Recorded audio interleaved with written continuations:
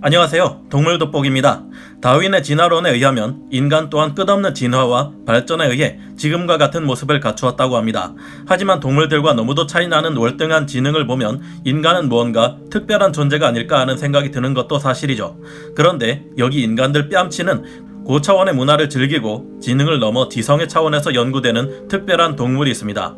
유인원보다 똑똑하며 좌뇌와 우뇌를 번갈아가며 움직이면서 잠을 잘 수 있는 동물이죠. 우리로서는 죽음에 이를 수밖에 없을 정도로 큰 상처를 입고도 불과 49일 만에 언제 다쳤냐는 듯 회복하는 신기한 동물이기도 합니다. 인간의 어업을 돕기도 하는 친근하고 똑똑한 이들은 자신들만의 유행가를 부르고 물에 빠진 핸드폰을 주워주면서 지구상의 지성체는 너희만이 아니라고 말하는 것 같습니다. 이들이 인간에게 우호적인 이유는 무엇일까요? 오늘은 인간을 제외하고 지구상에서 가장 높은 지능을 가진 동물 돌고래의 놀라운 진실들에 대해서 살펴보겠습니다. 전문가는 아니지만 해당 분야의 정보를 조사 정리했습니다. 본의 아니게 틀린 부분이 있을 수 있다는 점 양해해 주시면 감사하겠습니다. 돌고래는 대단한 지능과 무서운 집단 학습 능력을 갖고 있습니다.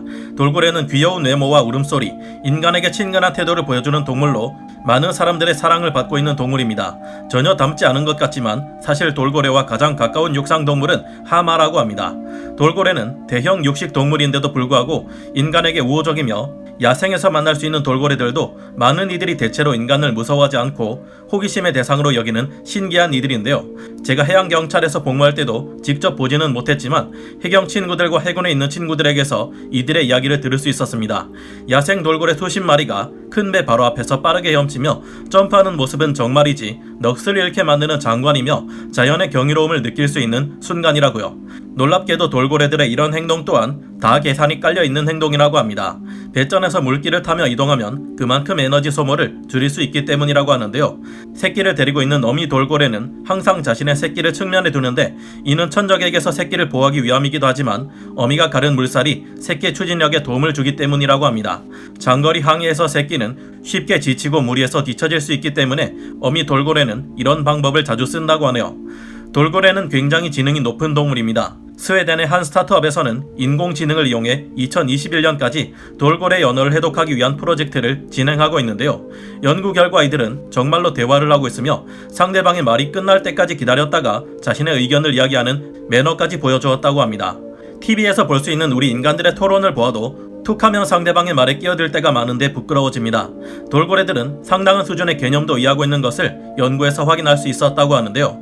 사람이 돌고래에게 한문 두 의자를 표시하거나 특정 소리를 내면서 오리발을 보여주었는데 이후 오리발을 보여주면 돌고래가 그 특정 소리를 내더라는 연구 결과가 있습니다. 돌고래들의 언어는 일정 수준 이상의 문법을 갖추고 있을 가능성이 제기되기도 했는데요. 돌고래들은 초음파를 이용한 자신들만의 언어로 최대 5단어까지의 문장을 구성해 언어를 구사한다고 합니다. 이들은 뇌 쪽에서 앞방향으로 멜론이라는 기름 주머니를 이용해 초음파를 발사하고 물체에 부딪힌 초음파가 반사되어 돌아오면 그것을 아래 턱뼈를 통해 인식한다고 합니다. 이런 방법으로 돌고래들은 앞이 잘 보이지 않는 물속에서도 먹이 사냥을 하거나 장애물을 피할 수 있는데요.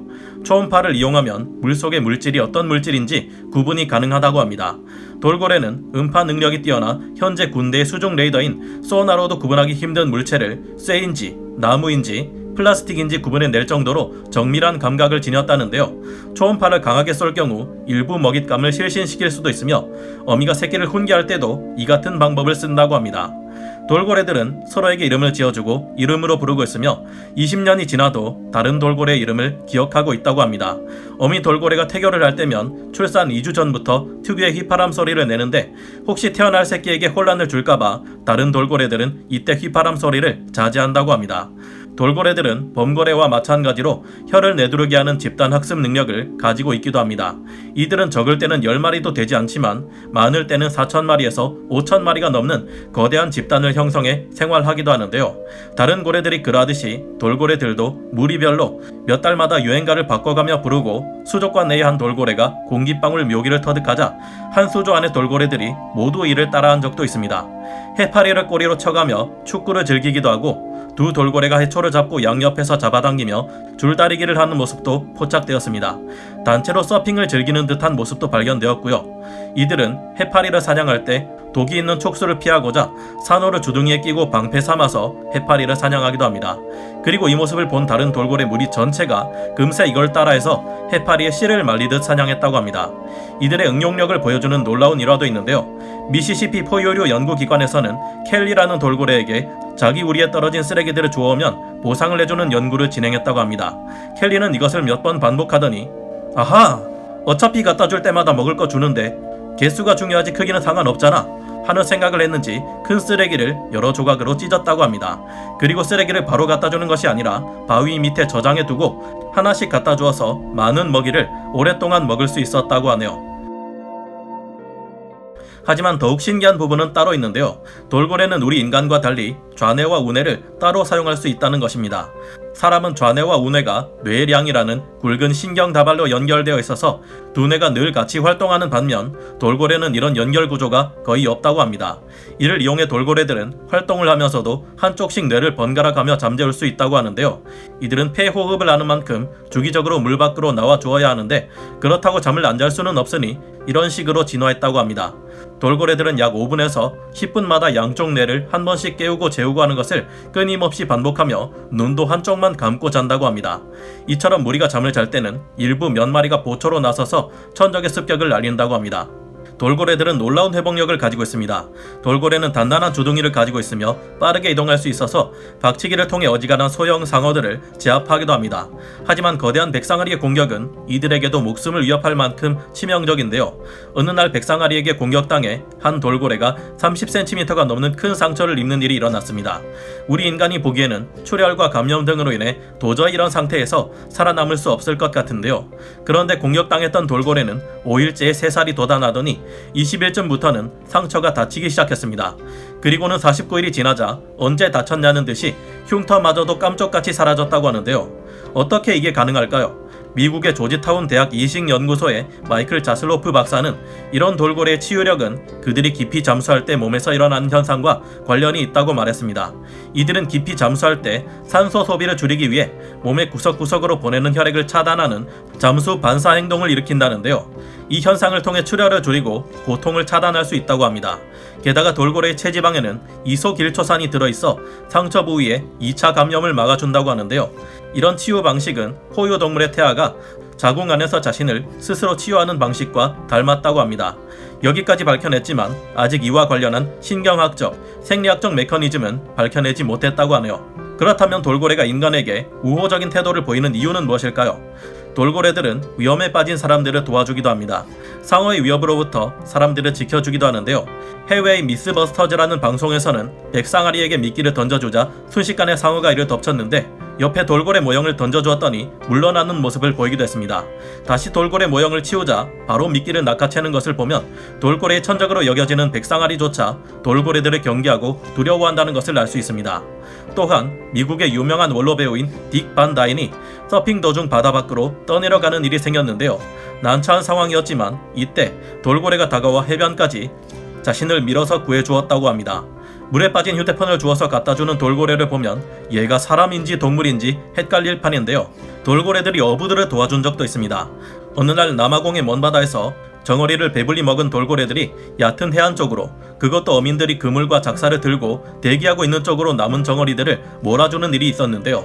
돌고래들은 그뿐만 아니라 정어리 떼가 빠져나가지 못하게 길목을 차단해주기까지 했다고 합니다.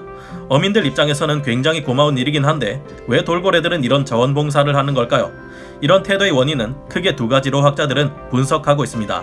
우선 첫 번째로 돌고래는 굉장히 호기심이 많은 동물이라는 것이 이유고, 두 번째는 인간에 대한 기억을 이들이 언어로 대대손손 전해주었을 가능성이 있다는 것입니다. 이제까지 살펴보았듯이 돌고래는 생존과 그다지 관계가 없는 흥미 위주의 오락과 즐거운 문화를 추구하는 동물입니다. 돌고래라고 해서 인간을 돕는 행동이 일반적일 정도까지는 아닌데요. 우리 인간들도 사악한 인간들도 많지만 어려운 이들을 돕는 것에 보람을 느끼는 사람들도 많습니다. 정확한 것은 알 수 없으나 사회적인 습성에서나 지능과 언어적인 측면에서나 인간을 닮은 돌고래들이 자신들과 비슷한 인간을 도우며 훈훈한 보람을 느끼는 것일 수도 있겠죠. 이럴 경우 인간들도 돌고래에게 감사의 마음을 전할 때가 많았으니 돌고래들의 사회에서 인간은 우호적으로 대할 수 있는 친근한 동물이라고 전해질 수도 있지 않을까요? 하지만 모든 돌고래들이 우호적인 것은 아닙니다. 번식기에 접어든 수컷은 예민함이 극에 달해 근처에 접근하는 것들의 마구잡이로 달려든다고 하고요. 돌고래 종 전체에 비교해봤을 때 인간에게 우호적인 개체들은 일반적인 것이 아니라 특이한 개체라고 합니다. 그러므로 돌고래의 영역에 함부로 침범해 먹이를 주면서 만지고 소리를 지르는 등 자극적인 행동을 하는 것은 돌고래들에게 굉장한 스트레스라고 합니다. 우리 주변의 강아지들이 귀엽기는 해도 처음 만나자마자 만지려 드는 것보다 조금 떨어져서 애정어린 눈빛으로 쳐다보는 것이 낫다고 하죠. 우리도 야생의 돌고래들을 대할 때 이 같은 자세가 필요하지 않을까 하는 생각이 드네요. 그럼 오늘 동물 돋보기 여기서 마치고요. 다음 시간에 다시 돌아오겠습니다. 감사합니다.